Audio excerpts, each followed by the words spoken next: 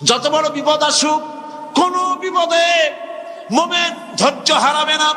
হযরত ইয়াকুব আলাইহিস সালামের ছেলে ইউসুফ আলাইহিস সালামকে যখন তিনি হারায় ফেললেন, তিনি অধৈর্য হয়ে গেছিলেন নাকি? অধৈর্য হন নাই। কারণ আমি আমার বক্তৃতার সূচনায় বলেছি, আমরা কল্যাণ বুঝি না, অকল্যাণও বুঝি না। কোন বিপদ আসতে পারে আমরা হয়রান হয়ে যাই, কিন্তু বিপদের মধ্যে কল্যাণ আছে আমরা তা বুঝতে পারি না। কথা বুঝে আসছে? হযরত ইউসুফ আলাইহিস সালামকে কুয়ার ভিতরে ফেলে দেওয়া হলো। 11 ভাই মনে করেছে কুয়ার ভিতরে ফেলে দিয়া ইউসুফ আলাইহিস সালামকে মেরে ফেললাম, কিন্তু তারা বোঝে নাই আসল কামটা কি হয়েছে। এটা তো কুয়া নয়, এটা একটা টানেল, এটা একটা সুড়ঙ্গ। একদিকে কেনান হলো তার এক মুখ, ওই সুড়ঙ্গের এক মুখ হলো কেনানের। কেনান ইউসুফ আলাইহিস সালামকে ফেলে দেওয়া হলো কুয়ার ভিতরে মারার জন্যে, কিন্তু আল্লাহ পাকের ইচ্ছা ইউসুফ আলাইহিস সালাম মরবে না। এই টানেলের অপর প্রান্ত মিশরের সিংহাসনের টানেলের এপার দিয়া ইউসুফ আলাইহিস সালামকে ঢুকালেন, অপর প্রান্তে মিশরের সিংহাসনে ইউসুফকে আল্লাহ বসায়া দিলেন। হযরত ইয়াকুব ছেলের জন্য অধৈর্য হলেন না।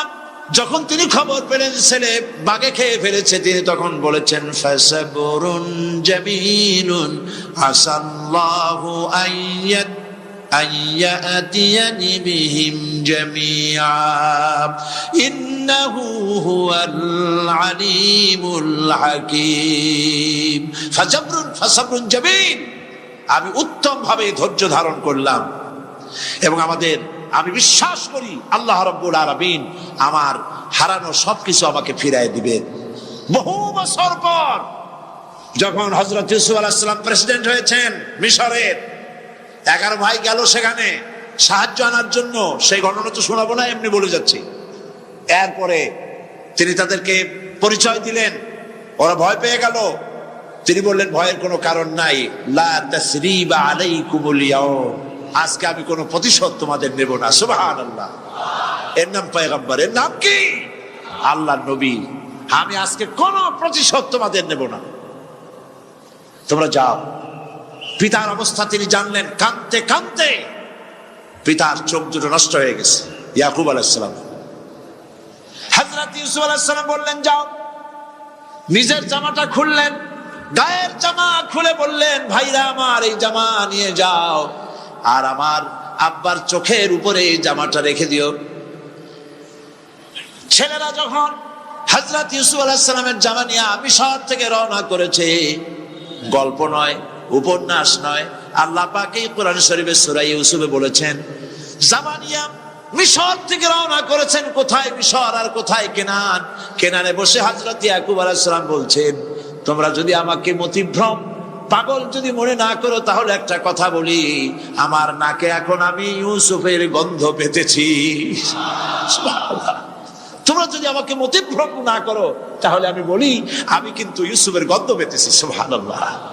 হযরত ইউসুফ আলাইহিস সালামের জামা এনে ভাইরা যখন হযরত ইউসুফের চোখের উপরে রেখে দিলেন, হযরত ইয়াকুবের দুটো চোখ সাথে সাথে আল্লাহ ভালো করে দিলেন।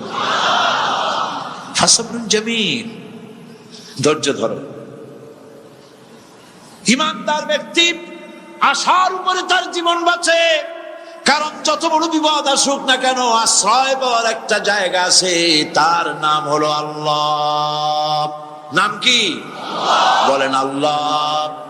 সবাই বলেন আল্লাহ আল্লাহ আল্লাহ আল্লাহ। হযরত ইউনূস আলাইহিস সালাম মাছটাকে গিলে ফেলে দিল, মাছটাকে গিলে মাটির অতল তলদেশে চলে গেছে। এত বড় বিপদ পৃথিবীর কোন মানুষের হতে পারে নাকি? বলেন, কি বলেন? মাছের পেটের ভিতরে জানালা নাই, দরজা নাই, বেরোবার কোনো পথ নাই। মাছ গেছে পানির অতল তলদেশ। আল্লাহ পাক কোরআন শরীফের ভিতরে মানুষকে শোনান, আল্লাহ ওয়াজ করছেন। সুবহানাল্লাহ বলেন। আল্লাহ পৃথিবীর মানুষকে ওয়াজ করছেন, দুনিয়ার মানুষকে শোনান। আমার ইউনূস তো ধৈর্য হারা হয় নাই। ওয়াদান্নুন ইয যাহাবা মুগাদিবান ফাযান্না আন লান নাকদিরা আলাইহি فنادى في الظلمات أن لا إله إلا أنت سبحانك إني كنت من الظالمين فنادى في الظلمات জমায়ে কাসির ত্রিবিধ অন্ধকারের ভেতর থেকে হযরত ইউনূস আলাইহিস সালাম চিৎকার মারলেন। মাছের পেটের অন্ধকার, পানির অন্ধকার, রাতের অন্ধকার, ত্রিবিধ অন্ধকারের ভেতর দিয়ে মাছের পেটের মধ্য দিয়ে ইউনূস আলাইহিস সালাম চিৎকার মারলেন। অধৈর্য হন নাই, হার্ট ফেল করেন না। তিনি বলছেন, পড়েন আমার সাথে, লা ইলাহা ইল্লা আনতা সুবহানাকা ইন্নী কুনতু মিনাজ জালিমিন। তুমি ছাড়া কোনো ইলাহ নাই, কোনো বস্ত্র নাই, মাবুদ নাই, তোমার পবিত্রতা ঘোষণা করছি। আমি জালিমদের অন্তর্ভুক্ত হয়ে গেছি। ইউনূস আলাইহিস সালাম যখন কাঁদতেছিলেন, আল্লাহ রাব্বুল আলামিন সেই কান্না শুনেছিলেন কিনা বলেন? শুনছিলেন কিনা? শুনতে পেয়েছিলেন কিনা? পানির ভিতরে কেউ শোনে নাই, মাছের পেটের ভিতরে ইউনূস আলাইহিস সালাম কিভাবে চিৎকার করছেন, মাছের পেটের ভিতরের আওয়াজ পানির ভিতরে কেউ শোনে নাই, জমিনের কেউ শোনে নাই, অন্তরিক্ষে কেউ শোনে নাই, সাত আকাশের ভিতরে কেউ শোনে নাই, কিন্তু আরশে আজিমের মালিক আল্লাহ রব্বুল আলামিন শুনতে পেয়েছেন। সঙ্গে সঙ্গে রব্বুল আলামিন জবাব দিলেন, ফাস্তাজাবনা লাহু ওয়া নাজ্জাইনাহু মিনাল গাম্মি ওয়া কাযালিকা নুনজিল মুমিনিন। পড়েন, ফাস্তাজাবনা লাহু ওয়া নাজ্জাইনাহু মিনাল গাম্মি ওয়া কাযালিকা নুনজিল মুমিনিন। আমি ইউনূসের ডাকের জবাব দিলাম। কে বলতেছেন? বড় করে বলেন, কে বলছেন? আল্লাহ। সুবহানাল্লাহ। আপনারা কি ভয় পাইছেন? ভয় পেয়েছো মুসলমান? আল্লাহ রাব্বুল আলামিন বলেন, আমি আমার ইউনূসের ডাকের জবাব দিলাম। শুধু জবাব দেই নাই, আমি ইউনূসকে তার মাছের পেটের ভিতর থেকে বাঁচায় দিলাম। মাছের পেটের মধ্যে বেদনা শুরু হয়ে গেল। এমন বেদনা হয়েছে মাছ এখন বমি না করে পারে না। কথা বুঝতে পেরেছেন? মাছ এখন বমি না করে পারে না। পানির উপরে মাছ ভেসে উঠল। আল্লাহ কোরআন শরীফের ভিতরে বলছেন, মাছ সাতরায়া কিনারায় চলে গেল, ইউনূস আলাইহিস সালামকে বমি করে ফেলে দিল। ইউনূস আলাইহিস সালাম বেঁচে গেলেন। আল্লাহ পাক বলেন, শুধু ইউনূসকে বাঁচাইলাম না, বরং আমি সকলের জন্য আশার বাণী শোনাই। শোনো মুমিনেরা, ওয়া কাযালিকা নুনজিল মুমিনিন। মুমিন বান্দা যারা, যত বড় বিপদ আসুক আমারে ডাকো, আমি বিপদ দিয়ে বাঁচায় দেব। সুবহানাল্লাহ। বিপদ থেকে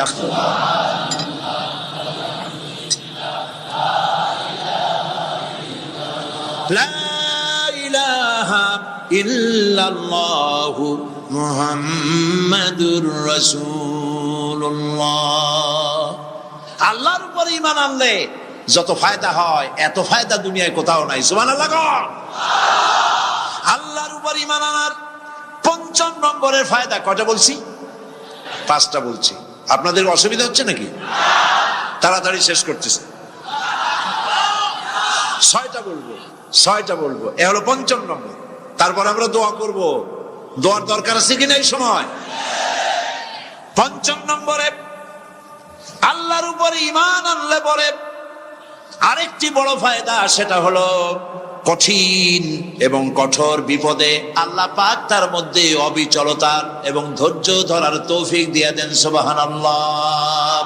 যত বড় বিপদ আসুক, সেই বিপদে মুসিবতে আল্লাহ পাক মুমিনদেরকে আল্লাহর উপরে নির্ভরতা শিখায় দেন। সুবহানাল্লাহ। কারণ মুমিনদের জানা আছে যে ইমানদারদের বিপদ নতুন কিছু নয়, একেবারে আদম আলাইহিস সালাম থেকে শুরু হয়ে আসছে। ঠিক কিনা? আদম আলাইহিস সালামের বিপদ হয় নাই? আদম আলাইহিস সালামের বিপদ কি? শয়তান। তার বিপদ কি? শয়তান ছিল বিপদ। প্রত্যেক নবীর সময় মানুষের নবীদের কষ্ট দিছে, দেয় নাই? বিশ্বকবি ইকবাল বলেছেন, সতীজা কা রহা है अजल से तायम रोज, सतीजा का रहा है अजल से तायम रोज, चरागे मुस्तफा भी से शरारे बुलहबीस। আবহমান কাল থেকে শুরু করে মুহাম্মদ সাল্লাল্লাহু আলাইহি ওয়াসাল্লামের চেরাগকে, নূরকে, ঈমানকে, ইসলামকে নিভায় দেওয়ার জন্য আবু জাহেলের গোষ্ঠীরা চিরকাল চেষ্টা করেছে। সব চেষ্টা কর্পূরের মতো উড়ে গেছে, মুহাম্মদ সাল্লাল্লাহু আলাইহি ওয়াসাল্লামের চেরাগ টিম টিম করে জ্বলতে রয়েছে। আল্লাহ পাক বলছেন, ইউরিদুনা লিইউতফিউ নূরাল্লাহি বিআফওয়াহিহিম ওয়াল্লাহু মুতিম্মু নূরিহি ওয়ালাউ কারিহাল কাফিরুন। ওরা চায় মুখের ফু দিয়া, কারা? কাফেরেরা। ইসলাম সহ্য করতে পারে না যারা, ওরা চায় মুখের ফু দিয়া আমার আলোটাকে নির্বাপিত করে দেবে।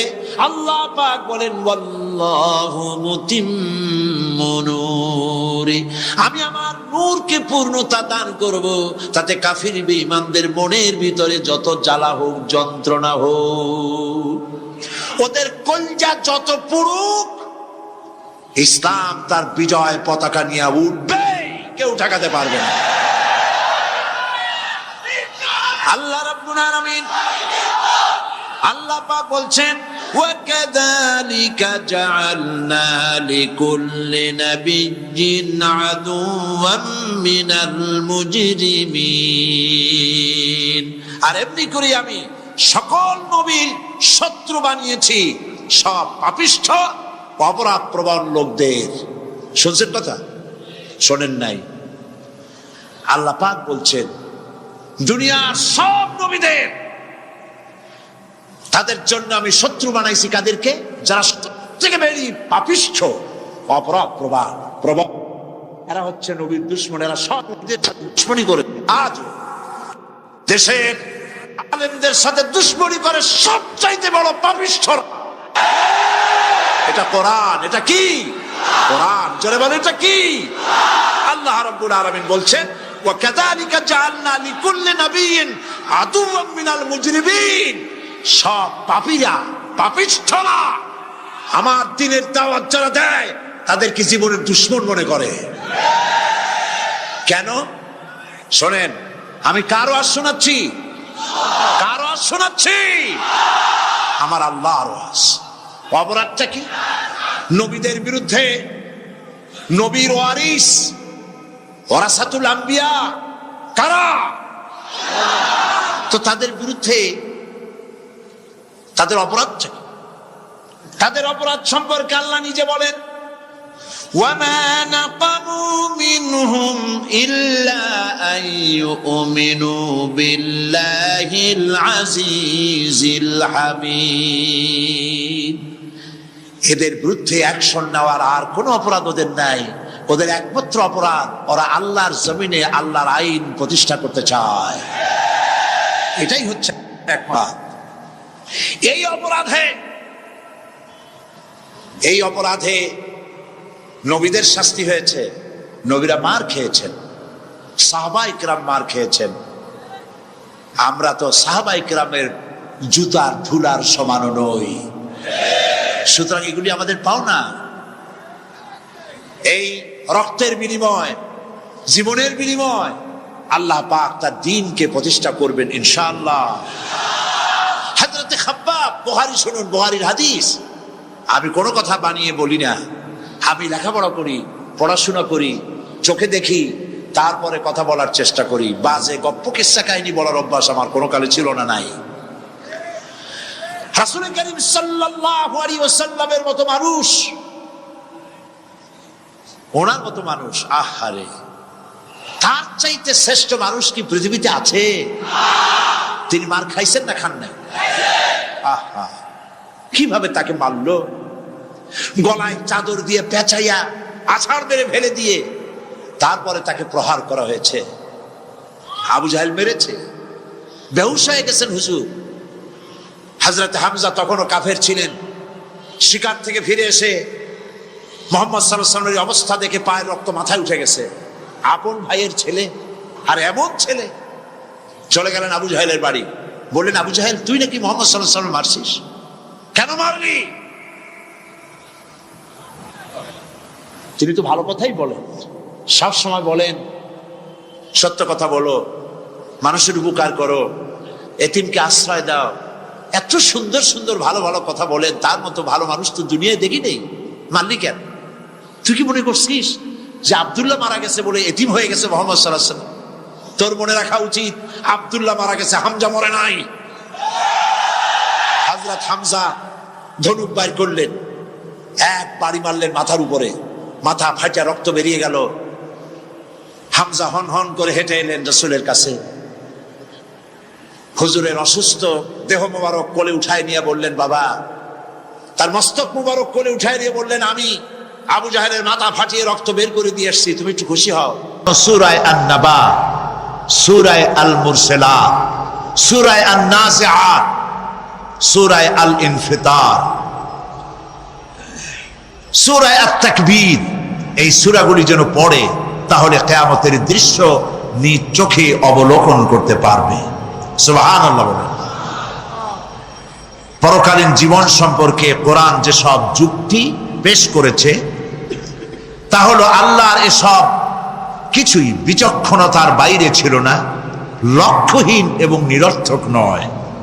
আল্লাহ পাক বলছেন, আফাহাসিবতুম আন্নামা খালাকনাকুম আবাসান ওয়া আন্নাকুম ইলাইনা লা তুরজাউন। তোমরা কি ভেবেছো যে তোমাদেরকে সৃষ্টি করা হয়েছে খামোখা, আর তোমাদেরকে আমার কাছে ফিরে আসতে হবে না? এটাই কি মনে করেছো? আল্লাহ রাব্বুল আলামিন কোরআনে কারীমের অন্যত্র বলেন, আয়াহসাবুল ইনসানু আইয়ুতরাকা সুদা। মানুষ কি ভেবেছে যে তাদেরকে নিরর্থক আমি সৃষ্টি করেছি? মোটেই না। ওয়ামা খালাকনাস সামাওয়াতি ওয়াল আরদা ওয়ামা বাইনাহুমা লাইবিন। আল্লাহ পাক বলেন, এই আকাশ আর জমিন আর এর মধ্যবর্তী যা কিছু আমি সৃষ্টি করেছি, কোনোটাকে খেল তামাশার বিষয়বস্তু করে তৈরি করি নাই, নিরর্থক করে বানাই নাই। প্রত্যেকটি সৃষ্টির পেছনে বিচক্ষণতার দাবি হিসেবেই সৃষ্টি করা হয়েছে। বিরাট কারণ রয়েছে, খামোখা বানানো হয় নাই। এই পৃথিবীর একদিন শেষ হয়ে যাবে, এই বিশ্ব ব্যবস্থার একদিন পরিসমাপ্তি হয়ে যাবে। এই আকাশ থাকবে না, এই জমিন থাকবে না। বিশ্বাস করেন? আর যারা জবাব দিলেন না, বিশ্বাস করেন?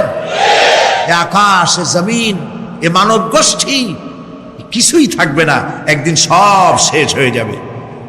বিশ্ব ব্যবস্থার পরিসমাপ্তি কিভাবে ঘটবে? কোরআনে কারিমে আল্লাহ রাব্বুল আলামিন পরিষ্কার করে বলে দিচ্ছেন। লক্ষ্য করো কেমনে এই পৃথিবীকে ধ্বংস করা হবে।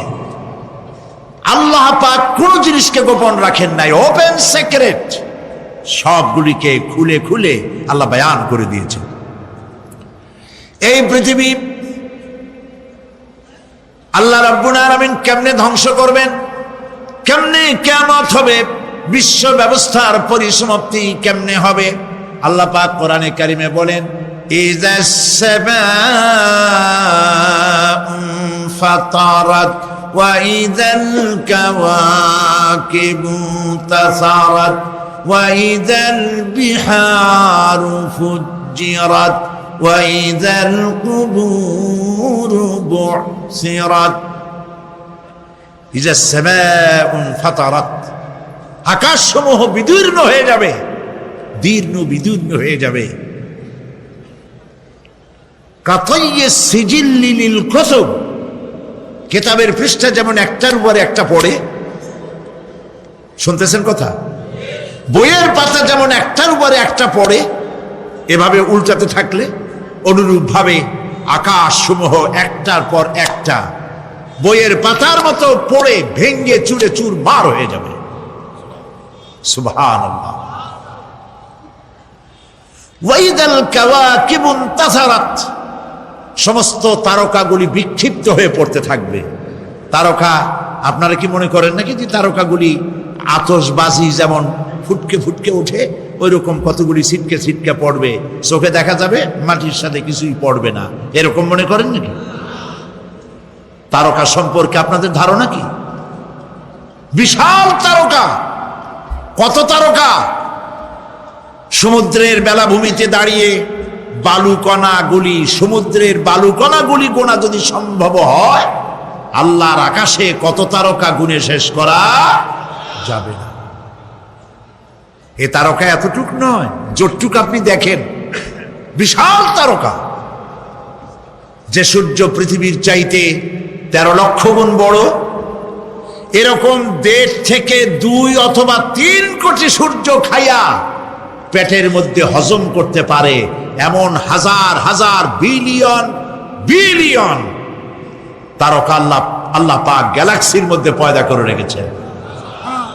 এগুলি যখন ছিটকে পড়তে থাকবে পৃথিবীর উপরে, ওয়াইদাল কাওয়াকিবু ইনতাসারাত, সমস্ত তারকাগুলি বিক্ষিপ্ত হয়ে পড়তে থাকবে।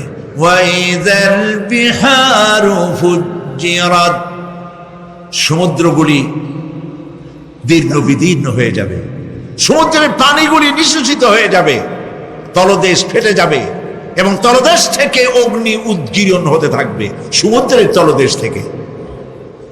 বিশ্বাস করেন? এই মাটির মধ্যে আছে না আগুন, পাথর পোড়াইয়া আলকাত্রার মতো লাভা বানাই দিতে পারে এমন প্রচন্ড উত্তপ্ত আগুন রয়েছে মাটির ভেতরে। সমুদ্রের পানি সমূহ নিঃশেষিত হয়ে যাবে, দীর্ণ বিদীর্ণ হবে, সেখানে আগুন জ্বলতে থাকবে। কি ভয়াবহ দৃশ্য হবে! আর কবরের মধ্যে যা কিছু আছে কবরগুলি তা উদ্গীরণ করে দেবে।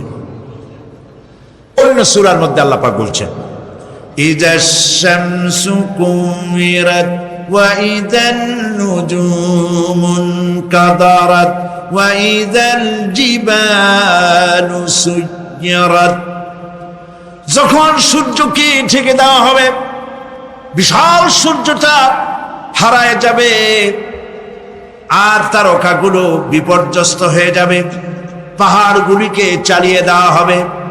فَإِذَا النُّجُومُ طُمِسَتْ وَإِذَا السَّمَاءُ فُرِجَتْ وَإِذَا الْجِبَالُ نُسِفَتْ, যখন তারকা স্তম্ভিত হয়ে যাবে, তারকাগুলিতে কোনো আলো থাকবে না, আসমান বিদীর্ণ হবে, পাহাড় সমূহ উড়িয়ে দেওয়া হবে। সুবহানাল্লাহ। পাহাড়গুলি উড়ায় দেওয়া হবে। অবস্থা লক্ষ্য করেন, আকাশ ভেঙে ভেঙে পড়তেছে, তারকাগুলি বিক্ষিপ্ত হয়ে পড়তেছে, সব সমুদ্রের পানি শেষ হয়ে গিয়েছে, সমুদ্রের তলদেশ ফেটে ফেটে অগ্নি উদ্গীরণ করে দিচ্ছে, সূর্য ঢাকা পড়ে গেছে। মহান আল্লাহ রাব্বুল আলামিন বলেন, শুধু সূর্য ঢাকা পড়বে না, মানুষেরা দেখতে পাবে فَإِذَا بَرِقَ الْبَصَرُ وَخَسَفَ الْقَمَرُ وَجُمِعَ الشَّمْسُ وَالْقَمَرُ, যখন চক্ষু বিস্ফারিত হবে, মানুষের চোখগুলি ছানা বড় হয়ে যাবে, এই দৃশ্য দেখে চাঁদে আলো নাই, সূর্যতে আলো নাই, চাঁদ আর সূর্য দুটি একাকার হয়ে যাবে। আল্লাহ পাক বলছেন, ওয়াহুমিলাতিল আরদু ওয়াল জিবালু ফাদুক্কাতা দাক্কাতান ওয়াহিদা, জমিন আর পাহাড়গুলোকে এর মধ্যে সংঘর্ষ বাঁধিয়ে দেওয়া হবে, পাহাড়গুলি উঁচু করে মাটির উপরে আছাড় মারা হবে, একই আঘাতে পাহাড়গুলি চূর্ণ বিচূর্ণ হয়ে যাবে। সুবহানাল্লাহ। এই কথার মধ্যে কোনো ভুল আছে? কেবলমাত্র কাফের, বেঈমান তাদের কলিজায় এ কথা ভয়ের সৃষ্টি না করতে পারে? ইমানদারদের কলিজা ফেটে যাওয়ার কথা। কি ভয়াবহ দৃশ্য! তারকা পড়তেছে, আকাশ ভাঙতেছে। খালি রাশিয়ার একটা রকেট বহু বছর পর্যন্ত মহাশূন্যে উঠতেছিল। একদিন পত্রপত্রিকায় দেখতে পেলাম ওইটা ভাঙ্গে পড়বে, ওইটার মেয়াদ শেষ হয়ে গেছে, ভাঙ্গে পড়বে। বিশ্ব মহাচিন্তায় পড়ে গেল, কোন দেশে পড়বে? যদি কোনো দেশের উপরে পড়ে সে দেশ শেষ হয়ে যাবে। বিল্ডিং, মানুষ, স্থাপনা সব চূর্ণ বিচূর্ণ হয়ে যাবে, ভয়তে অস্থির। রাশিয়ার বিজ্ঞানীরা চেষ্টা করলো সেটাকে সরাইয়া কোন জমিনে যাতে না পড়ে মহাসমুদ্রে ভালাবার জন্য চেষ্টা করতে লাগলো। মনে আছে ঘটনা আপনাদের? পত্রপত্রিকা যারা পড়ে মনে থাকারই কথা। রাশিয়ার একটা রকেট, এটার কত বড় হবে? ওইটা ভেঙে চুরে পড়বে, সে ভয়তে দুনিয়া অস্থির। আর আল্লাহ পাক বলছেন, এতে কোনো সন্দেহ নাই, আকাশ একটার পর একটা ভেঙে চুরে চুরমার হয়ে পড়তে থাকবে, তারকাসমূহ বিক্ষিপ্ত হয়ে পড়বে, দরিয়া দীর্ণ বিদীর্ণ হয়ে যাবে, চন্দ্র আর সূর্য ধাক্কা লেগে একাকার হয়ে যাবে, চাঁদে আলো নাই, সূর্যে আলো নাই, অন্ধকার এক বিভীষিকাময় পূর্ণ হয়ে যাবে গোটা বিশ্ব। পাহাড়গুলো উঁচু করে মাটির উপরে আছাড় দেওয়া হবে, এক ধাক্কায় পাহাড়গুলো ভেঙে চুরে চুরমার হয়ে যাবে। সুবহানাল্লাহ। এই অবস্থা যখন, এই ভয়ঙ্কর পরিস্থিতি যারা লক্ষ্য করবে, আল্লাহ রাব্বুল আলামিন বলেন, মানুষেরা ভয় অস্থির হয়ে দৌড়াদৌড়ি আরম্ভ করবে। ইয়াকুলুল ইনসানু ইয়াউমাইদিন আইনাল মাফার। মানুষেরা পাগলের মতো শুধু দৌড়াদৌড়ি করবে আর বলবে, পালাবো কোথায়, ভাগবো কোথায়, কোথায় যাব?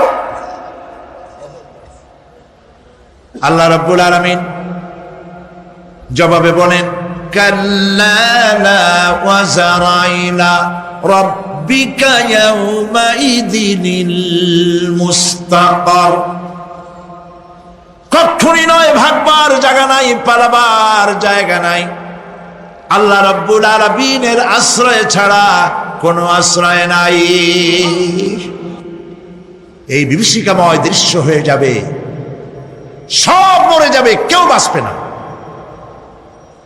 মালাকুল মউতকে আল্লাহ পাক জিজ্ঞেস করবেন, কে এখন বেঁচে আছে আর কারা বেঁচে আছে?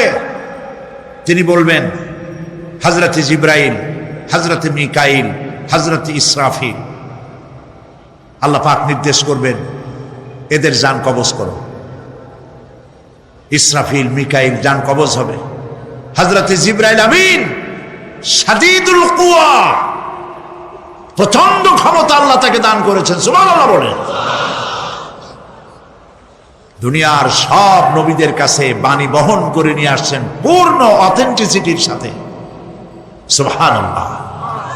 আল্লাহ পাক যাকে বলেছেন রূহুল আমিন, নবী করিম সাল্লাল্লাহু আলাইহি ওয়াসাল্লামের মেরাজের রাত্রে যে কথা বলা হয়েছে, ওয়ালাকাদ রাহু বিল উফুকিল মুবিন, পশ্চিম দিক বলয় তিনি যে দেখতে পেয়েছিলেন, তাফসীর বলছে হযরতে জিবরাইলের পূর্ণ আকৃতিতে নবী করিম সাল্লাল্লাহু আলাইহি ওয়াসাল্লাম তাকে দেখতে পেয়েছিলেন। হযরতে জিবরাইল যখন দুনিয়া আসেন, কোন কোন কিতাবে লেখা হয়েছে 600 ডানা আছে তার, দুই ঝাপটায় আকাশ থেকে জমিনে চলে আসেন। সুবহানাল্লাহ। তাই তো ছিল, সবগুলি আল্লাহ পাক বের করে নিয়ে আসবেন। হাসরের ময়দান হবে, উপস্থিত হবে সমস্ত মানুষ, কেউ পলায় থাকতে পারবে না কোথাও।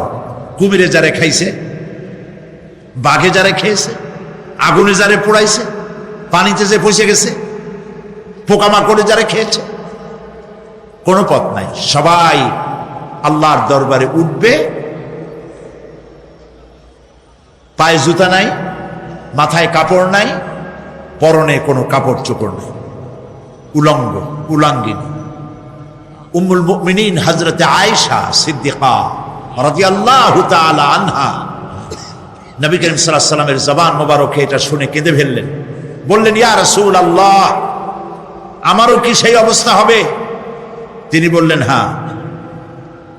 উম্মুল মুমিনিন বললেন, ইয়া রাসূলুল্লাহ, তখন কি আমার শরম হবে না? আল্লাহর নবী বললেন, কিয়ামতের এই বিভীষিকাময় দৃশ্য দেখে মানুষের দিকে তাকাবার কোনো হুঁশ থাকবে না। সব মানুষ উপরের দিকে তাকায় থাকবে, নিচে তাকাবার কারো কোনো ক্ষমতা থাকবে না। মানুষ অস্থির হয়ে যাবে। সেই হাসরের ময়দান বিচারক আল্লাহ রাব্বুল আলামিন প্রত্যেকটি মানুষকে তার কৃতকর্মের জন্য হিসাব দিতে হবে। আল্লাহ রাব্বুল আলামিন বলেন, পরকালীন জীবনের ব্যবস্থাপনাটা কেমনে হবে শোনো। ইন্নাস সামআ ওয়াল বাসারা ওয়াল ফুআদা কুল্লু উলাইকা কানা আনহু মাসউলা। কিয়ামতের দিন প্রত্যেকটি মানুষকে তার শ্রবণ সম্পর্কে, তার দৃষ্টি সম্পর্কে, আর অন্তঃকরণের কল্পনা সম্পর্কে প্রত্যেকটি ব্যাপারে আল্লাহ পাক জিজ্ঞাসা করবেন। কান দিয়েছিলাম, কি শুনেছো? যা শুনছো তা আমল করেছো কিনা? আমার নিষেধ করা জিনিসগুলি শুনছো নাকি? কানের জবাব দিতে হবে। কান আল্লাহ পাক দিয়েছেন, সুবহানাল্লাহ। আল্লাহ পাক দিয়েছেন কান। এই কান দুটো যার নাই, কান আছে শুনতে পায় না, কত বড় কষ্টে আছে সে। মানুষে চিল্লায় কথা কয়, সে বুঝেই না। আছে না এমন? এই কানের সম্পর্কে প্রশ্ন করা হবে, শ্রবণ সম্পর্কে, দর্শন সম্পর্কে প্রশ্ন করা হবে। যা দেখতে নিষেধ করেছি সেগুলো দেখছো নাকি? এর শুকরিয়া আদায় করেছো নাকি? দুটি চোখ, এর শুকর আদায় করা কি সম্ভব ভাই? আদায় করা সম্ভব? এই দুটি চোখ যদি না থাকতো, আমার গর্ভধারিণী মাকে দেখতে পারতাম না। এই সুন্দর চোখ দুটি যদি আল্লাহ না দিতেন, আল্লাহর এই সুন্দর সৃষ্টি দেখা থেকে বঞ্চিত হয়ে যেতাম। আল্লাহকে বলি, মনিব, হে বিশাল আকাশের মালিক, তুমি দয়া করে না চাইতে আমাদের শরীরে যা দিছো নিয়ামত, মৃত্যুর আগে ছিনায় নিও না। দুটি চোখের শকর আদায় করতে পারবো না। চোখের মধ্যে পানি আছে, কান্নার পানি না, সবসময় চোখে পানি আছে। চোখে আমরা পলক দেই না? কত কুদরত আল্লাহ পাকে। এই পৃথিবীতে দিনে রাতে অসংখ্য পলুয়েশন, রোগ জীবাণু সমানে উঠতেছে। এখন যদি মাইক্রোস্কোপ যন্ত্র এখানে থাকতো, তাহলে দেখতেন এই পরিবেশটা কত দূষিত, কত পলিউশন, কত জার। এগুলি নাকের মধ্যে দিয়ে পেটে যাচ্ছে, চোখের মধ্যে ঢুকতেছে। ক্রমাগত চোখের ভিতরে ধুলাবালি ঢুকবে, আর পরিষ্কারের কোনো ব্যবস্থা যদি না করা হয়, চোখের দৃষ্টি নষ্ট হয়ে যেতে পারে। এই জন্য আল্লাহ রাব্বুল আলামিন চোখের ভিতরে মেডিসিন রূপী এক প্রকারের পানি রেখেছেন, আর অটোমেটিক চোখের পাতা ওঠানামা করে প্রতি মুহূর্তে চোখকে ক্লিন করে দিতেছে। এই চোখ সম্পর্কে আল্লাহ রাব্বুল আলামিন প্রশ্ন করবেন, অন্তঃকরণ সম্পর্কে প্রশ্ন করবেন। জবাব দেওয়া সেদিন বড়ই কঠিন হয়ে যাবে। এই জন্য আল্লাহ রাব্বুল আলামিন দুনিয়াবাসীকে সতর্ক করে দিচ্ছেন। তিনি আরো বলছেন, ওয়ালাকাদ খালাকনাল ইনসানা ওয়া না'লামু মা তুওয়াসবিসু বিহি নাফসু ওয়া নাহনু আকরাবু ইলাইহি মিন হাবলিল ওয়ারিদ। মানুষ সৃষ্টি করেছি আমি, তার অন্তঃকরণে কি চিন্তা হয়, কি কল্পনা হয় তাও জানি আমি। আর আমি আমার বান্দার যেই সাহারাগের উপরে মাথাটা খাড়া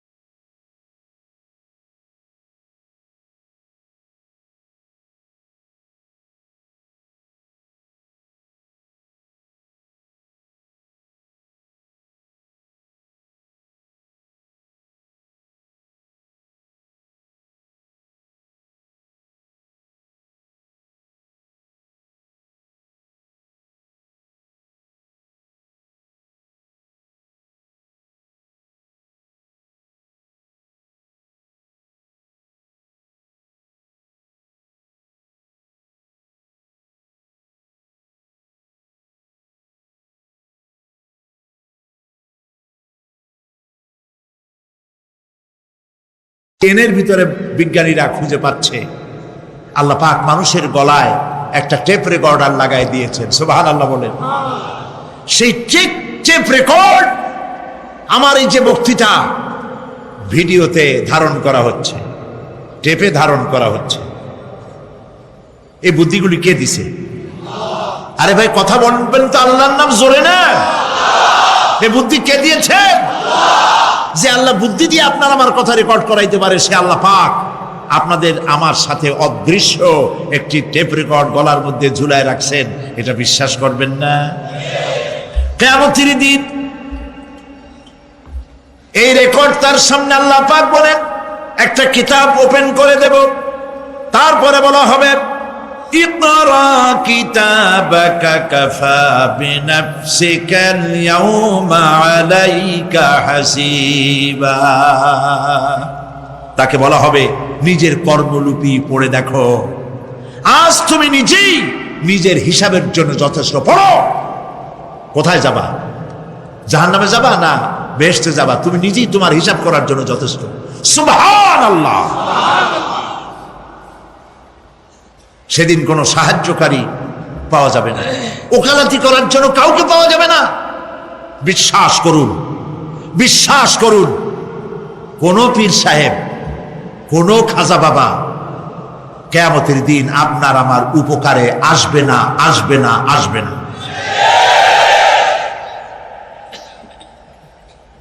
আমল ভালো হবে আল্লাহ ক্ষমা করবেন, আমল ভালো নাই পীর সাহেবরা কিচ্ছু করতে পারবেন না। কেউ কেউ মনে করেন পীর সাহেব আমার সুপারিশ করবেন, কিয়ামতের দিন আপনারাই দেখবেন ওনাদের সুপারিশ কে করে। কিয়ামতের দিন আল্লাহ পাক আরো পরিষ্কার করে বলছেন লান তানফাকুম আরহামুকুম ওয়ালা আওলাদুকুম ইয়াউমাল কিয়ামাহ। কিয়ামতের দিন সন্তান সন্ততি আর সম্পদ কোনো কাজে লাগবে না, এগুলি কোনো উপকার হবে না মানুষের জন্য। আর সেখানে উৎকোষেরও কোনো কারবার চলবে না। এই পৃথিবীতে উৎকোষ দিয়ে অনেক কাম করা যায়, কিন্তু কিয়ামতে চলবে না। আল ইয়াউমা লা ইয়ানফাউ মালুন ওয়ালা বানুন। সুবহানাল্লাহ, সুবহানাল্লাহ। যেখানে কিয়ামতের দিন ধন সন্তান সন্ততি কোনো কাজে লাগবে না। আল ইয়াউমা তুজসাউনা মা কুনতুম তা'মালুন। আজকে শুধুমাত্র তোমরা যা আমল করেছিলে আর সেরূপ তোমাদেরকে প্রতিফল দেওয়া হবে। যে কাজ করেছো বিনিময়টা ওইরকমই পাবা, এর থেকে বেশি কিছু এখানে পাওয়া যাবে না। কিয়ামতের দিন সামান্য পরিমাণ গুনাহ যদি কেউ করে তাও হাজির করা হবে, সামান্য ভালো কাজ করলেও হাজির করা হবে। একটি আয়াত শুনুন, হযরতে লোকমান হাকিম তার ছেলেকে নসিহত করতেছেন। তিনি কি নবী না রাসূল? বলেন, অনেকে জানেন না। তিনি নবীও নন, রাসূলও নন, তিনি একজন জ্ঞানী মানুষ। সুবহানাল্লাহ। কে দিছে জ্ঞান? আল্লাহ দিছে। সূরা লোকমানের তাফসীর এখানে করছি না? তিনি একজন জ্ঞানী মানুষ, জ্ঞান দিছে কে? আল্লাহ। সেই জন্য তিনি বুদ্ধিজীবী না, তিনি জ্ঞানী। সুবহানাল্লাহ। হযরতে লোকমান তিনি তার সন্তানকে নসিহত করেছেন। লক্ষ্য করেন, সন্তানকে নসিহত করেছেন, একটা জাতিকে নয়, বিশ্ববাসীকে নয়, শুধু ছেলেকে, শুধু সন্তানকে নসিহত করেছে। এই নসিহতটা আল্লাহর কাছে এত ভালো লেগেছে, এত পছন্দ হয়েছে, যার কারণে আল্লাহ রাব্বুল আলামিন লোকমানের নসিহতকে কোরআন শরীফের মধ্যে উঠায়া চিরন্তন করে দিয়েছে। একটা নসিহত শোনাই। হযরতে লোকমান তার ছেলেকে ডেকে বলছেন, ইয়া বুনাইয়া ইন্নাহা ইন তাকুম মিসকালা হাববাতিন মিন খারদালিন فتكن في صخرة أو في السماوات أو في الأرض يأتي بها الله إن الله لطيف كل نفس ما عملت وهم لا يظلمون সেদিনের চিন্তা করো যেদিন প্রত্যেক ব্যক্তি আত্মরক্ষার জন্য ছুটে বেড়াবে, ব্যস্ত হয়ে যাবে এবং প্রত্যেকের কর্মফল তাকে দেওয়া হবে, কোনোই কমতি করা হবে না, কারো প্রতি জুলুম করা হবে না। আল্লাহ পাক বলেন সেদিন জমিন তার সব রহস্য ফাঁস করে দিবে। ইদা জুলজিলাতিল আরদু জিলজালাহা ওয়া আখরাজাতিল আরদু আসফালাহা ওয়া ক্বালাল ইনসানু মা লাহা। যখন পৃথিবী প্রবাল ঝাঁকুনি দেওয়া হবে এই পৃথিবীকে, পৃথিবী তার ভেতরের সবকিছুকে উদ্গীরণ করে দেবে আর মানুষ হয়রান হয়ে বলবে এগুলি কি হচ্ছে?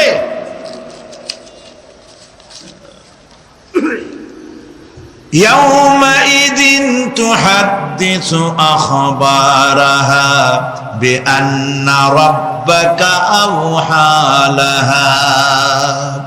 জমিনের উপরে যা কিছু ঘটেছে সেদিন জমিন তার ভেতরের সবকিছু বলে দেবে, কারণ তোমার রব তাকে এমনটি নির্দেশ দিয়েছেন জমিনে যা কিছু করা হয়েছে জমিন সব উদ্গীরণ করে দেবে, বলে দেবে। অপরাধীদের সেদিন আর কোনো উপায় থাকবে না। সেদিন হর্ষোৎফুল্ল চেহারাগুলি কালো হয়ে যাবে, কারো চেহারা হবে হর্ষোৎফুল্ল নূর ঝলমল করতে থাকবে, আর কারো চেহারা কালো হয়ে যাবে। وجوه يومئذ مسفرة ضاحكة مستبشرة ووجوه يومئذ عليها غبرة। আল্লাহ পাক বলেন কিয়ামতের দিন আমলনামা পাওয়ার পরে কারো চেহারা হাস্যোজ্জ্বল হর্ষোজ্জ্বল ঝকমকে সুন্দর হয়ে যাবে, আর কারো চেহারা কালো হয়ে যাবে। তারহাকুহা কাতারা উলাইকা হুমুল কাফারাতুল ফাজারা। কিয়ামতের দিন কতিপয় চেহারা উজ্জ্বল হয়ে উঠবে, সন্তুষ্ট হবে, হাস্যোজ্জ্বল হবে, ঝলমল করবে, আবার কতিপয় চেহারা কালো হয়ে যাবে। যাদের চেহারা কালো হবে তারা হলো কাফের, কাফেরদের চেহারাগুলি কালো হয়ে যাবে, আর মুমিনদের চেহারা আল্লাহ পাক উজ্জ্বল করে দেবেন। সুবহানাল্লাহ। আল্লাহ পাক সেই কিয়ামতের মাঠে তুমি অনুগ্রহ করে দয়া করে আমাদের চেহারাগুলি সুন্দর করে দিও। বলেন আমিন, জোরে বলেন আমিন। আমার প্রিয় ভাইরা, দুনিয়ার ওপরে পরকালের অগ্রাধিকার দিতে হবে। এই দুনিয়া শেষ কথা নয়, এই দুনিয়া হচ্ছে একটি ওয়েটিং রুম। এটা কি বলে? Transit camp. আপনি যাবেন লন্ডন, দুবাইতে, আপনি এখানে যাত্রা বিরতি, এটা আপনার আবাসের স্থল নয়। পৃথিবীটা শেষ কথা নয়, আসল জায়গা কোথায় বলেন সবাই? আল্লাহ রাব্বুল আলামিন বলেছেন قل هل ننبئكم بالأخسرين أعمالا الذين ضل سعيهم في الحياة الدنيا وهم يحسبون أنهم يحسنون صنعا। এরা হচ্ছে তারা। আমি কে কথা বলবো? আল্লাহ পাক বলছেন কল, বলুন, হাল নুনাব্বিউকুম বিল আখসারিনা আমালা। আমি কি বলে দেব না যে আমলের ব্যাপারে কারা ক্ষতিগ্রস্ত? হ্যাঁ বলবো, হ্যাঁ বলবোই। এরা হচ্ছে ওই সব মানুষ যাদের চেষ্টা সাধনা হয়েছে দুনিয়ার জন্য, ভ্রষ্ট পথে চালিত হয়েছিল, আর তারা মনে করেছিল আমরা খুব ভালো কাজ করতেছি। কোরআনে কারিমে রব্বুল আলামিন বলেন আরাদিতুম বিল হায়াতিদ দুনিয়া মিনাল আখিরাতি ফামা মাতাউল হায়াতিদ দুনিয়া ফিল আখিরাতি ইল্লা কালিল। তোমরা কি দুনিয়ার জীবনকে আখিরাতের চাইতে দুনিয়ার জীবনকে বেশি পেয়ে খুশি হয়েছো, আনন্দ করছো? ফামা মাতাউল হায়াতিদ দুনিয়া ফিল আখিরাতি ইল্লা কালিল। এই দুনিয়া হচ্ছে আখিরাতের জীবনের তুলনায় একেবারেই নগণ্য, তুচ্ছ, কোনো দাম নাই। আমরা দুনিয়া করি। প্রিয় ভাই, সব দুনিয়ার মহব্বতে আমরা পাগল। এই পৃথিবী একটি সুন্দরী পরের স্ত্রীর মতো। এই দৃষ্টান্তটা একটু খেয়াল করেন। অন্যের স্ত্রীর স্বাস্থ্য, চেহারা, রূপ, যৌবন যতই চিত্তাকর্ষ, নয়নবিরাম, মনোমুগ্ধকর হোক, তাতে আরেকজনের কোনো লাভ আছে? বলেন, কোন লাভ আছে? খামোকা তাকিয়ে থেকে আফসোস করে কোনো লাভ নাই। সে তো অন্যের স্ত্রী, ঠিক কিনা? এই পৃথিবীও একটি সুন্দরী তরুণী, তন্নি, ষোলকলায় পরিপূর্ণ যৌবন এক পর নারীর মতো কোনোদিন আপনার হবে না। এটার জন্য আপনি চেষ্টা করছেন, আরো চাই, বাড়ি চাই, গাড়ি চাই, হাফ মন্ত্রী হইছি, ফুল মন্ত্রী হইতে চাই, 2টা বাড়ি আছে, 10টা বাড়ি চাই, 6টা গাড়ি আছে, 15টা গাড়ি চাই। নবীজি বলেছেন, লাউ কানা লি ইবনি আদম ওয়াদিম মিন যাহাবিন লাহাব্বা ইয়াকুনা লাহু সানিন। যদি কাউকে একটি স্বর্ণ ভরা মাঠ দেওয়া হয়, সে বলবে, এরকম আরেকটি সোনা ভরা মাঠ যদি আমারে দেওয়া হইতো। নবীজি বলেছেন, ওয়ালা ইয়ামলাউ জাওফু ইবনু আদম ইল্লা তুরাব। আদম সন্তানের পেট কবরের মাটি ছাড়া আর কিছুতে ভরবে না। খালি চাই আর চাই, কোনো লাভ নাই। গরুটারে দুনিয়াটা কেমন দেখেন? গরুটার কান ধরে যদি আপনার কাছে টানেন, আমার গরু আমার কাছে আয়, গরু আপনার কাছে টান ধরে টানলে আসবে, ঠিক না? গাধারে, ঘোড়ারে, মানুষেরে, রেডিওরে, টেলিভিশনের, খাটেরে, টেবিলে, এগুলো ধরে টান দেবেন, আমার আয় আমার কাছে, টানলে আপনার কাছে আসবে। আমার করতে গিয়ে পতেঙ্গায় চলে যান, সমুদ্রের মাঝে নামেন, বুক সমান পানির মধ্যে নেমে পানির ভিতরে 2টা থাবা মারেন এরকম করে, আমার বঙ্গোপসাগর যাবি কই, আয় আমার দিকে, আসবে? আসবে না। দুনিয়াটা বঙ্গোপসাগরের মতো। কিরকম? ওয়ামান ইয়াসহাবিদ দুনিয়া মিসলা কাবিদিন, ওয়ামান ইয়াসহাবিদ দুনিয়া মিসলা কাবিদিন আলাল মায়ে খানাতুহু ফুরুজুল আসাবিঈ। দুনিয়া যারা কামাই করে, দুনিয়া যারা চায়, তাদের অবস্থা হলো যেন কেউ পানির উপরে 2টা থাবা মারলো, এরকম থাবা মেরে পানিকে শক্ত করে ধরলো, এরপরে আমার পানি, আমার নদী উঠায় আয়, এই বলিয়া সমুদ্র উঠে আনলেন। আপনার বাড়িতে এসে সমুদ্র পুকুর হয়ে যাবে নাকি? খুব জোরে থাবা দিবেন, বাড়ি যান, বাড়ি গিয়ে আজকে আপনার পুকুরে, খালের মধ্যে হাত দিয়া সব শক্তি দিয়া থাবা মেরে খামসায় ধরবেন পানি, এরপরে উঠাবেন, থাকবে পানি? কবি কি সুন্দর বলেছেন, ওয়ামান ইয়াসহাবিদ দুনিয়া মিসলা কাবিদিন আলাল মায়ে খানাতুহু ফুরুজুল আসাবিঈ। পানির উপরে থাবা মেরে যখন হাত উঁচু করলো, খানাতুহু ফুরুজুল আসাবিঈ, তার হাতের মুঠার আঙ্গুলের ফাঁকগুলি তার সঙ্গে খেয়ানত করলো, 1 ফোঁটা পানিও হাতের মধ্যে রইল না, সব পানি হাতের থেকে বেরিয়ে গেল। ঠিক কিনা?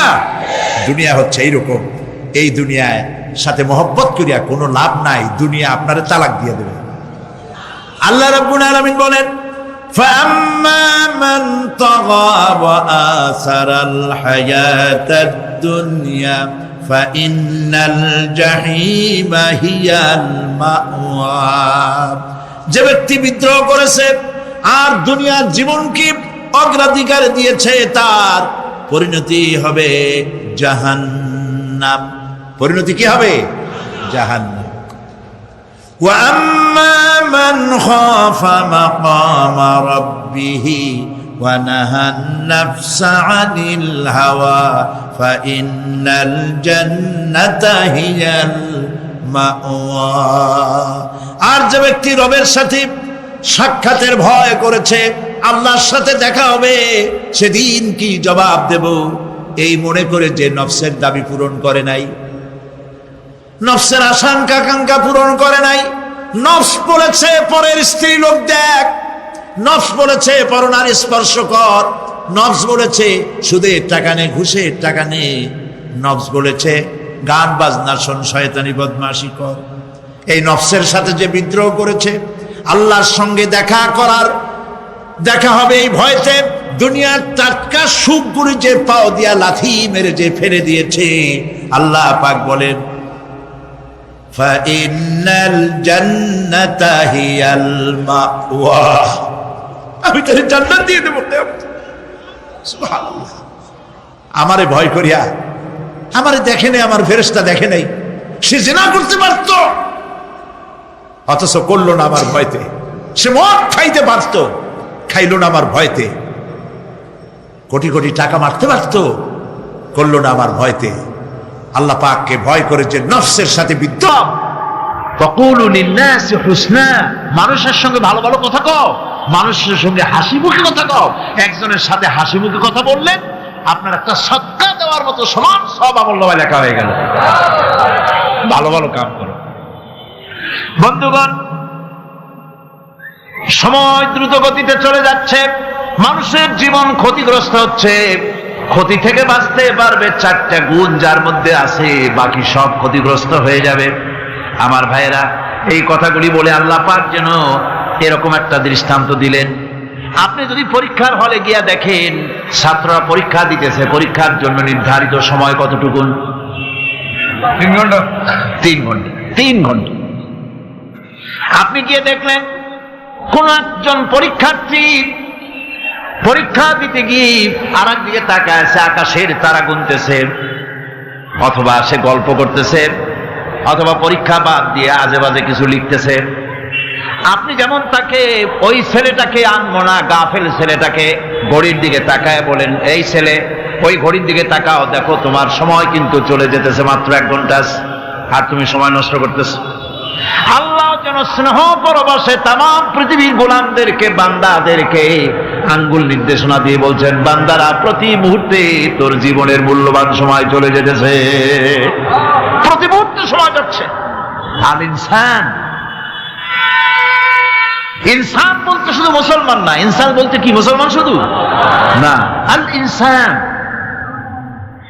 মানব মণ্ডলী, বিশ্বের সমস্ত মানুষকে আল্লাহ বলছেন, হিন্দু, খ্রিস্টান, বৌদ্ধ, নাসারা, ইহুদি, মজুসি, মুসলমান, বিশ্বের সব মানুষকে আল্লাহ বলছেন। যেহেতু আল্লাহ স্রষ্টা, মানুষের ব্যাপারে সার্বিক কল্যাণময় কথা কে বলতে পারেন? কে বলতে পারেন? সে আল্লাহ রাব্বুল আলামিন বলছেন, সময় চলে যাচ্ছে, ও পৃথিবীর মানুষেরা। এই মানুষ বলতে আল্লাহ রাব্বুল আলামিন কোন ব্যক্তি, কোন গোষ্ঠী, কোন জাতিকে বলেন নাই, বলেছেন সমগ্র মানবতাকে। এর অর্থ হচ্ছে সূরাটিতে উল্লেখ্য 4টি গুণ যদি আমল করতে পারে লোকেরা, যেই ব্যক্তি করবে, যেই সমাজ করবে, যেই রাষ্ট্র করবে, যেই গোষ্ঠী করবে, যেই জাতি করবে, তারাই ক্ষতি থেকে বেঁচে যাবে। আর যারা করবে না তারা ক্ষতিগ্রস্ত হবে। কি হবে বলুন? এখন আল্লাহ পাকের কথা শুনুন। আল্লাহ পাক বলছেন, ওয়াল আসরি ইন্নাল ইনসানা লাফি খুসর। খুসর, এই যে খুসর, খাসারা, এই শব্দটা হচ্ছে আবিধানিক অর্থে ক্ষতি হচ্ছে লাভের বিপরীত।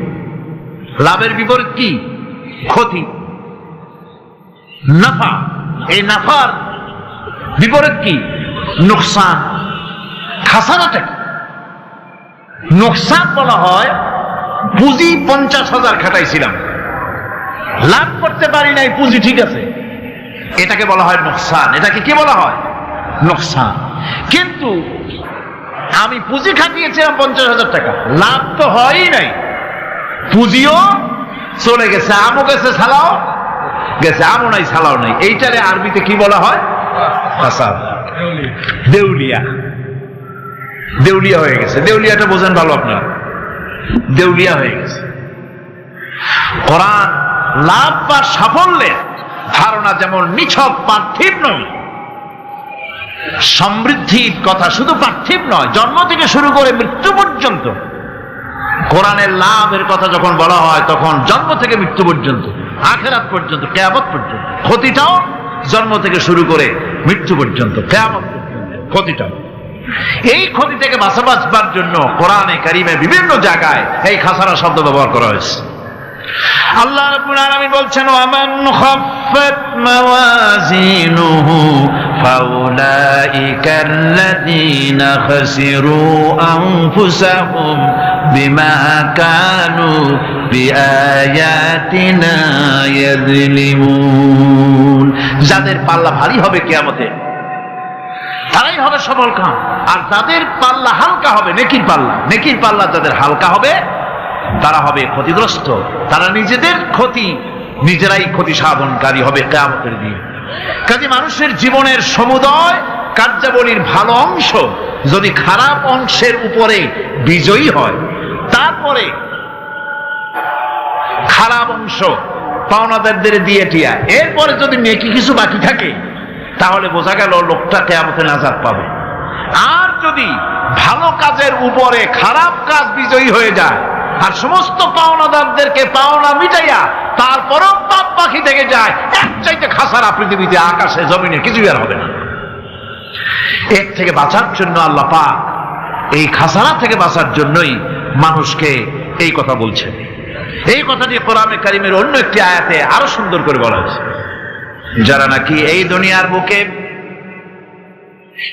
যারা নিজেদের পুঁজি খাটাইছে, জীবনের পুঁজি সুদ কামাইতে খাটালো, জীবনের পুঁজি খাটালো হারাম কামাইয়ের ভিতরে, অন্যায় কাজের ভিতরে, যারা জীবনের পুঁজিকে আল্লাহর দ্বীনের কাজে লাগাতে পারে নাই, তাদের সম্পর্কে বলা হচ্ছে খাসিরাত দুনিয়া ওয়াল আখিরাতা যালিকা হুয়াল খুসরানুল মুবিন। খাসিরাত দুনিয়া ওয়াল আখিরাহ, দুনিয়াও ক্ষতিগ্রস্ত, আখিরাতেও ক্ষতিগ্রস্ত। এটা হচ্ছে তার জন্য সুস্পষ্ট ক্ষতি, এর থেকে বড় ক্ষতি আর কিছুই হতে পারে না। আল্লাহ পাক কোরআনে কারিমে অন্যত্র বলেছেন, وَنُنَزِّلُ مِنَ الْقُرْآنِ مَا هُوَ شِفَاءٌ وَرَحْمَةٌ لِّلْمُؤْمِنِينَ وَلَا يَزِيدُ الظَّالِمِينَ إِلَّا خَسَارًا। আমি এই কোরআন অবতরণের পরিক্রমায় এমন সব বিষয় অবতীর্ণ করেছি যা মুমিনদের জন্য নিরাময় এবং তাদের জন্য রহমত, আর জালিমদের জন্য ক্ষতি ছাড়া আর কিছুই বৃদ্ধি পায় না। জালিমদের জন্য ক্ষতি বৃদ্ধি পায়, আর যারা মুমিন তাদের জন্য এর মধ্যে নিরাময় আছে, এর মধ্যে রহমত আছে। অর্থাৎ যারা এই কোরআনকে যারা নিজেদের আইনের কিতাব হিসাবে গ্রহণ করেছে, কোরআনকে তাবিজের কিতাব হিসাবে নয়, ধর্মীয় কিতাব হিসাবে নয়, কোরআন সংবিধান। কোরআন কি?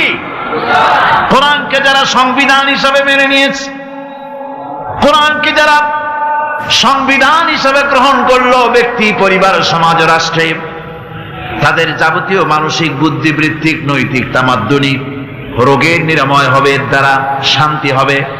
কিন্তু যেসব জালিম এই কোরআনকে প্রত্যাখ্যান করেছি, কোরআনকে যারা মৌলবাদীদের কিতাব বলে, কোরআনের কথা বললে মৌলবাদ বলে গালি দেয়, তারা তাদের কপালকে পোড়াইয়া ছাই বানাইয়া দিছে, তাদের কপাল ভস্মীভূত করে দিয়েছে।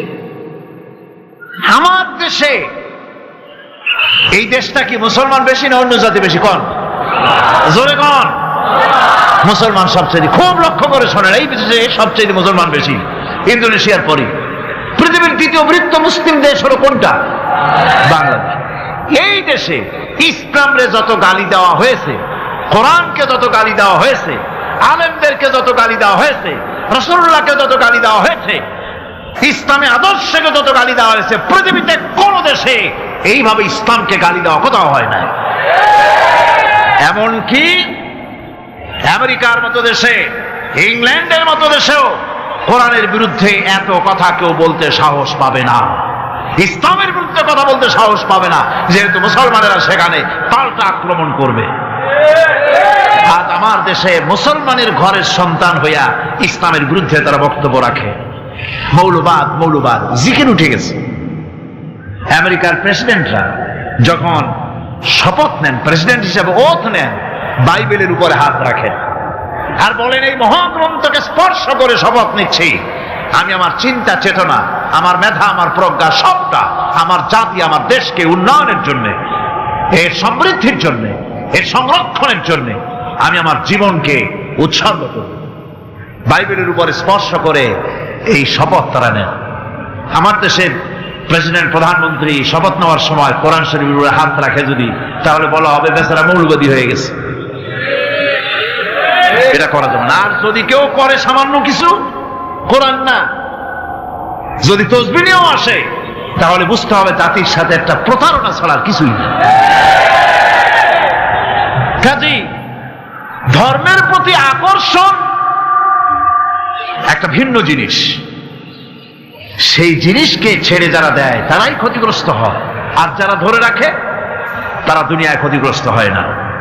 আল্লাহ পাক এখানে রাসূল করিম সাল্লাল্লাহু আলাইহি ওয়াসাল্লামের একটি হাদিস প্রণিধানযোগ্য কোরআনের ব্যাপারে। হুজুর বলেছেন, আল কোরআন হুজ্জাতুন লাকা ওয়া আলাইকা। এই কোরআন হয় তোমার পক্ষের সাক্ষী, না হয় এই কোরআন তোমার বিপক্ষের সাক্ষী। কিয়ামতে এই কোরআন হয় তোমার পক্ষে কাজ করবে, নতুবা এই কোরআন তোমার বিপক্ষে কাজ করবে। দুই অবস্থা থেকে খালি হবে না। হয় কোরআন তোমার পক্ষে সাক্ষী দেবে, না হয় আমরা কি চাই? কিয়ামতে কি চাই? বলেন কি চাই? কোরআনের পক্ষে যদি আমরা সাক্ষী চাই, তাহলে এই কোরআনের পক্ষে আমাদেরকে কাজ করতে হবে। এছাড়া আমাদের নাজাতের কোনো পথ নাই। আমাদের মুক্তির পথ হচ্ছে কোরআন কেন্দ্রিক, রাসূলুল্লাহর হাদিস কেন্দ্রিক। এর বাইরে আমাদের সমস্ত পুঁজি নষ্ট হয়ে যাবে। আমাদেরকে পৃথিবীতে টিকে থাকতে হলে কোরআনের উপরে ভিত্তি করে আমাদেরকে বাঁচতে হবে, টিকতে হবে। কোরআনে কারিমে আল্লাহ রাব্বুল আলামিন অন্যত্র বলেছেন, কুল ইন্নাল খাসিরিনাল্লাযীনা খাসিরু আনফুসাহুম ওয়া আহলিহিম ইয়াওমাল কিয়ামাহ আলা যালিকা হুয়াল খুসরানুল মুবিন। বলো, প্রকৃত দেউলিয়া তারাই যারা কিয়ামতের দিন নিজেকে, নিজের পরিবার পরিবর্গকে এই ক্ষতির দিকে যারা ঠেলে দেবে। ভালো করে শুনে নাও, এটি হচ্ছে সুস্পষ্ট ক্ষতি, সুস্পষ্ট দেউলিয়াপনা। এই ক্ষতি থেকে বাঁচার জন্য আল্লাহ রাব্বুল আলামিন কোরআনে কারীমের মধ্যে বলেছেন, ওয়াল আসরি ইন্নাল ইনসানা লাফি খুসর। পড়েন সবাই, ওয়াল আসরি ইন্নাল ইনসানা লাফি খুসর। মানুষের, সমগ্র মানুষের জীবন ক্ষতিগ্রস্ত। কে বলতেছেন? গা শিউরে ওঠার কথা না? গা শিউরে ওঠে। আল্লাহ বলতেছেন ক্ষতিগ্রস্ত। আপনি যতই মনে করেন আপনার মিল আছে, কল আছে, কারখানা আছে, মন্ত্রী, টাকা পয়সা আছে, প্রেসিডেন্ট হয়েছেন, প্রধানমন্ত্রী হয়েছেন, আপনার জীবন সফল হয়েছে, আল্লাহ বলেন না, জীবন ব্যর্থ, জীবন বিফল, জীবন ক্ষতিগ্রস্ত। তামাম পৃথিবী, সমস্ত মানুষ ক্ষতিগ্রস্ত, ব্যর্থ। চারটা কাজ করলে সফল হবে। কয়টা কাজ? জোরে বলেন, কয়টা কাজ? ইল্লাল্লাযীনা আমানু ওয়া আমিলুস সালিহাতি ওয়া তাওয়াসাউ বিল হাক্কি ওয়া তাওয়াসাউ বিস সাবর। চারটা কাজ করলে জীবন হবে সফল। এই ব্যর্থতা থেকে, এই ক্ষতি থেকে যদি বাঁচতে চাই কিনা? কারা কারা চাই? দেখাই তো হাত। কারা কারা চাই? ক্ষতির হাত থেকে বাঁচতে চাই কারা? আলহামদুলিল্লাহ, হাত নামান। ক্ষতির হাত থেকে যারা বাঁচতে চান, আল্লাহ রাব্বুল আলামিন তাদের জন্য ফর্মুলা পেশ করেছেন, ইল্লাল্লাযীনা আমানু ওয়া আমিলুস সালিহাতি ওয়া তাওয়াসাউ বিল হাক্কি ওয়া তাওয়াসাউ বিস সাবর। আল্লাহ পাক বলেন, চারটি কাজ করলে জীবন সফল হয়ে যাবে। কয়টা কাজ? চারটা কাজ করলে জীবনটা সফল হয়ে যাবে। এক নম্বরে ঈমান।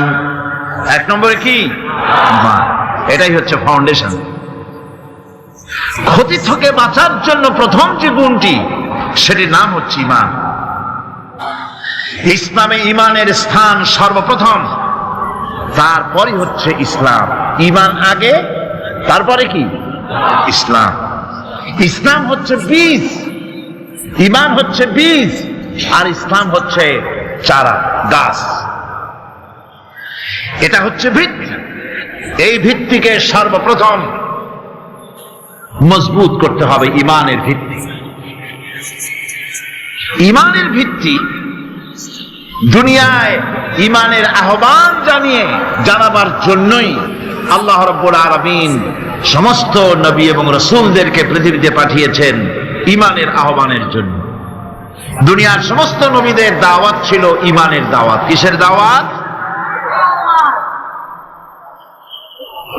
এই ঈমানের দাবিটা আসছে, এই দাওয়াতটা এসেছে আল্লাহর কাছ থেকে। কার কাছ থেকে?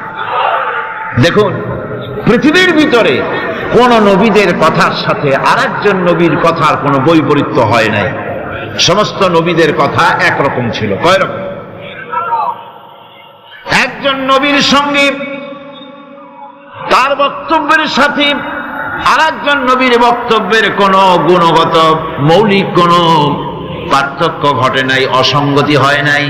কারণ নবীরা, আম্বিয়া আলাইহিমুস সালাম, নিজেরা বানিয়ে কথা রচনা করে তারা মানুষের সামনে পেশ করে নাই। সমস্ত নবীদের কাছে যত দাওয়াত এসেছে, একটা অফিস থেকে এসেছে। সে অফিসটা হচ্ছে কার? আল্লাহ রাব্বুল আলামিনের। তাই দুনিয়ার সমস্ত পয়গম্বরদের দাওয়াত ছিল না ইলাহা ইল্লাল্লাহ, লা ইলাহা ইল্লাল্লাহ, লা ইলাহা লা ইলাহা ইল্লাল্লাহু মুহাম্মাদুর রাসূলুল্লাহ। এটাই ছিল সমস্ত নবীদের দাওয়াত। কোরআনে কারীম তার ধারক এবং বাহক সম্পর্কে বলে যে তিনি যে দাওয়াত দিয়েছেন সে দাওয়াতটা হলো ঈমানের দাওয়াত। আমাদের নবী তিনি এসে যে দাওয়াত দিয়েছেন সে দাওয়াতটা কিসের? কোরআনে কারীম বলছি, রব্বানা ইন্নানা সামি'না মুনাদিয়ান ইউনাদি লিল ঈমান। হে আমাদের রব, নিশ্চয়ই আমরা এমন একজন আহ্বায়কের আহ্বান শুনেছি যিনি আমাদেরকে ঈমানের দাওয়াত দিয়েছেন। এমন কোন পয়গম্বর নাই দুনিয়ায় যিনি ঈমানের দাওয়াত দেন নাই। সকলেই ঈমানের দাওয়াত মানুষের সামনে, বিশ্ববাসীর সামনে পেশ করেছেন।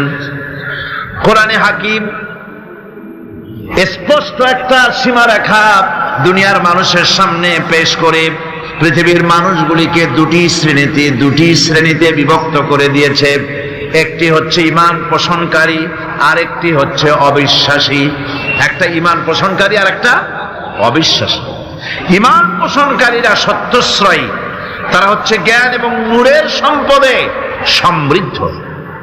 আর দ্বিতীয় দলটি হচ্ছে কাফের, জালিম, মূর্খ। তারা হেদায়েতের রাস্তা তাদের জন্য অবরুদ্ধ।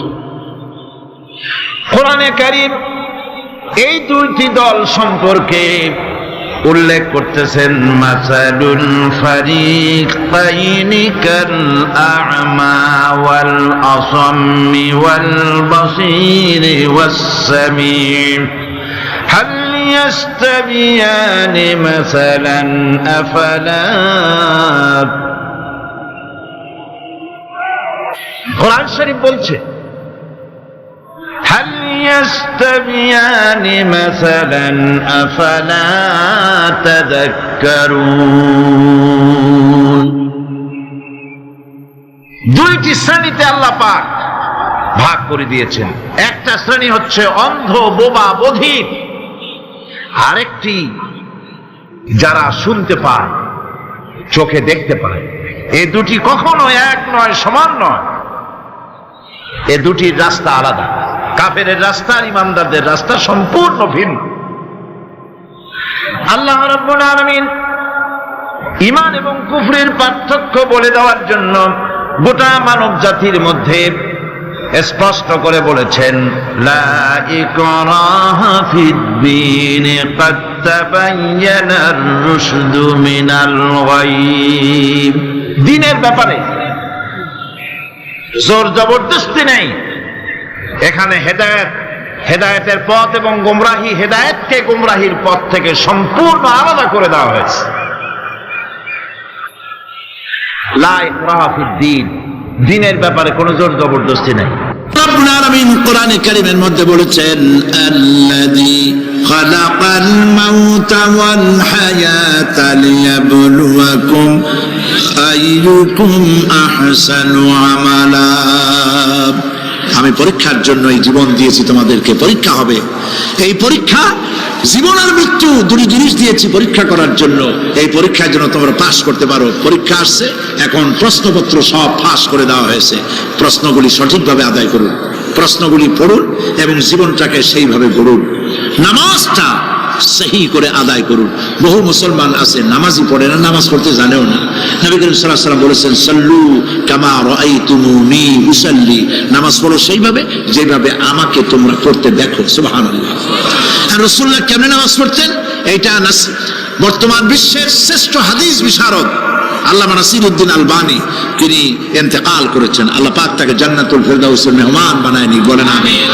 তার লেখা বই আছে রাসূলুল্লাহ সাল্লাল্লাহু আলাইহি ওয়াসাল্লামের নামাজ, বইয়ের নাম রাসূলুল্লাহ সাল্লাল্লাহু আলাইহি ওয়াসাল্লামের নামাজ। ছোট্ট একটা বই, এই বইটা আপনারা কিনবেন। এই বইটা যেভাবে লেখা আছে নামাজ সেইভাবে পড়বেন। নামাজ রাসূল করিম ঠিক যেভাবে পড়েছেন ওইভাবেই লেখা আছে। আপনি আন্দাজে পড়লে হবে না, টুকটুক টাকটুক করে কয়েকটা সেজদা দিলেই হবে না। তা দিলে আর কাম, একটা সেজদা থেকে আরেকটা সেজদার মাঝখানে সময় দিতে হবে, রুকু থেকে দাঁড়ায় সময় দিতে হবে, ধীরে ধীরে নামাজ পড়তে হবে। অথচ আমরা নামাজ পড়ি সব থেকে ব্যস্ততার সাথে, দ্রুত, রকেট সার্ভিস। কোরআন শরীফের ভিতরে নামাজের গুরুত্ব সর্বাধিক দেওয়া হয়েছে। নামাজের কথা কয়বার বলা হয়েছে? 82 বার। 82 বার আল্লাহ পাক বলেছেন নামাজ আদায় করো, 82 বার বলেছেন। আর নবীজি বলেছেন, লা দীনা লিমান লা সালাতা লাহু, যার কাছে নামাজ নাই তার কাছে দ্বীন বলে কোনো জিনিস নাই। মান তারাকা সালাতান মুতাআম্মিদান ফাকাদ কাফারা, ইচ্ছে